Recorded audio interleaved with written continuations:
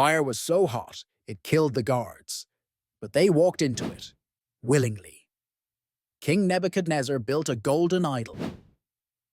He demanded worship. But 3 Hebrew men, Shadrach, Meshach, and Abednego, refused. They stood while the nation bowed.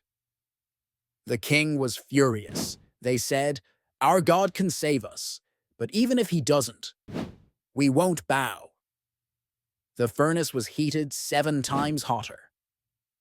They were thrown in. The flames killed the guards instantly. Then, the king jumped to his feet. "Didn't we throw in 3? I see 4. And they're walking, free." One looked like a son of the gods. They walked out untouched. No burns, no fear, only faith.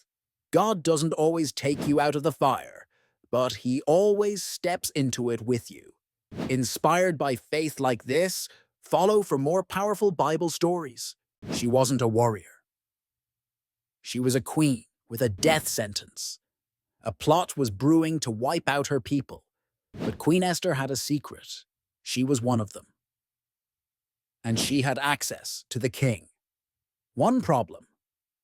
In that kingdom, stepping into the king's court uninvited could mean death. Fear gripped her. But her cousin Mordecai said, "Maybe you were born for such a time as this." So she fasted, prayed, and walked toward the throne. Every step was a risk, but when the king saw her, he paused, then extended his golden scepter. Esther lived. She spoke up, and her boldness saved a nation. Courage isn't the absence of fear. It's faith that moves forward anyway. You were born for this. Love faith-fueled stories? Follow now for more. He preached with fire. They answered with stones. Stephen stood before the council, accused but fearless. He wasn't a prophet, not a priest, just a man full of faith and the Holy Spirit. He spoke truth, bold, unfiltered, not to survive, but to stand. The crowd raved. They rushed him, dragged him outside the city.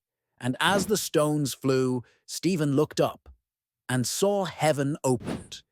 Jesus, standing at the right hand of God, not sitting, standing to honor him. Even as he was dying, Stephen prayed, "Lord, don't hold this against them." And with forgiveness on his lips, he fell asleep. Real faith doesn't just endure, it loves to the end.